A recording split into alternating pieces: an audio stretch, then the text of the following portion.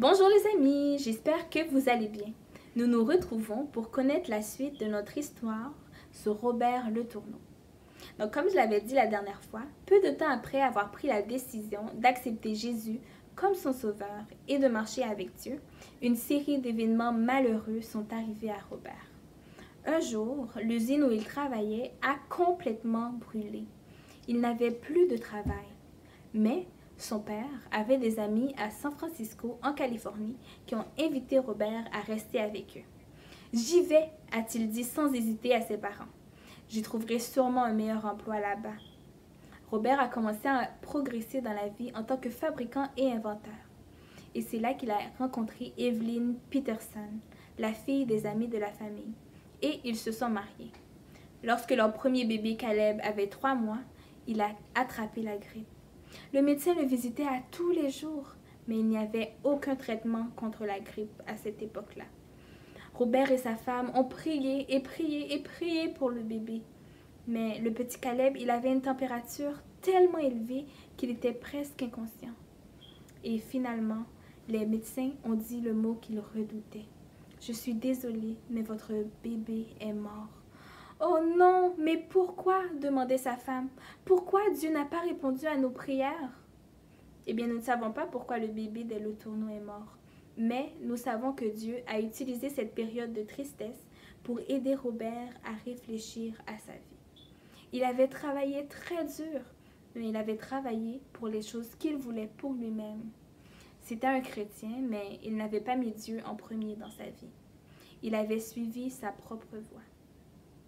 Un jour, Robert s'est souvenu d'un verset de son enfance qui disait « Cherchez d'abord le royaume de Dieu et sa justice ». On trouve ce verset dans Matthieu 6, 33. Selon vous, que signifie ce verset « Recherchez d'abord le royaume de Dieu » ? Eh bien, Robert savait qu'une partie de ce que cela voulait dire avait à voir avec son argent. Il a dit à sa femme « À partir de maintenant, nous allons verser la dîme de notre argent ». La dîme, ça signifiait qu'ils allaient donner 1/10 de son salaire à Dieu. Mais malheureusement, en quelques jours seulement, Robert a appris que sa petite entreprise avait fait faillite. Oh non, c'était terrible! Il n'avait plus de travail et il avait 5 000 $ de dette. Mais il a quand même tenu sa promesse à Dieu. Lorsqu'il a finalement obtenu un nouvel emploi pour réparer un tracteur, il a mis de côté 1 $ sur 10 qu'il gagnait pour le Seigneur. La vie était vraiment difficile pour le jeune couple. Au début, ils vivaient dans une chambre louée. Ensuite, ils ont vécu dans une tente, puis finalement dans une remorque. Mais enfin, un jour, ils ont réussi à acheter leur propre maison. Mais comment un homme peut-il se rendre au travail sans voiture? C'est ce que Robert demandait à Dieu un jour. Un jour, il a rencontré un vieil ami qui lui a proposé de lui vendre sa voiture flambant neuve pour 400 $. Mais malheureusement, Robert n'avait pas un sou à cette époque. Mais ce soir-là, sa sœur Sarah s'est arrêtée à la maison et elle a entendu son histoire. Elle lui a dit « Robert, j'ai économisé exactement 400 $ pour mon billet pour la Chine en tant que missionnaire. Je vais acheter la voiture pour toi et tu pourras me rembourser quand j'aurai besoin d'acheter mon billet. » Robert a répondu « Mais si je n'ai pas l'argent d'ici là ?» Mais sa sœur lui a dit « Eh bien, le Seigneur prendra soin de ça. » Dieu a fait encore plus que ce à quoi il s'attendait. Au moment venu où Sarah devait aller en Chine pour sa mission, Robert avait réussi à vendre sa voiture pour 1 000 $. Il a remboursé le 400 $ à sa sœur et il lui restait encore 600 $. Et avec cet argent, il a pu mettre cet argent pour s'acheter un tracteur. Robert n'avait plus à travailler pour qui que ce soit d'autre maintenant. C'était un entrepreneur avec sa propre machinerie. Il a travaillé dur dans un atelier d'usinage dans son jardin. Il apprenait à quel point Dieu est le plus grand donateur de tous. Dieu donnait à Robert tant de bonnes choses en subvenant à ses besoins et en aidant son entreprise à se développer. Robert a commencé à se demander « Mais de quelle autre façon est-ce que je peux donner mon argent à Dieu autre que la dîme? » Eh bien, la sœur de Robert lui disait souvent que c'était difficile de la mission et qu'il y avait un grand besoin en Chine pour des missionnaires.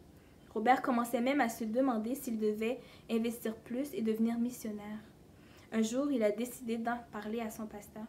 Et son pasteur lui a dit, « Dieu a besoin d'hommes d'affaires autant que de missionnaires. » Alors, Robert lui a répondu, « Très bien, je serai l'homme d'affaires de Dieu. Le Seigneur et moi serons partenaires. » Dans l'église de Robert, c'était la coutume que les gens fassent une promesse de combien ils allaient donner pour l'œuvre de Dieu pendant l'année. Donc, les affaires n'étaient pas très bonnes pour Robert. Au début, il a pensé, « Je vais promettre une petite somme, et l'année prochaine, je donnerai le double. » Mais là, il s'est souvenu de la promesse qu'il avait faite à Dieu, qu'il était devenu partenaire avec Dieu. Alors, il a dit à son comptable, « Je vais promettre 5 000 $ à l'église cette année. » Mais son comptable lui a dit, « Monsieur Le Tourneau, vous ne pouvez pas vous permettre de vous engager autant. » Et Robert a répondu, « Je m'occuperai de l'œuvre du Seigneur et il prendra soin de moi. » Robert avait bien raison de mettre sa confiance en Dieu, car il s'est produit quelque chose de vraiment incroyable. Un jour, il a reçu une excellente nouvelle. Mais je ne vous le dis pas tout de suite. Essaye de deviner c'est quoi et reviens demain pour savoir si tu avais raison. Bye!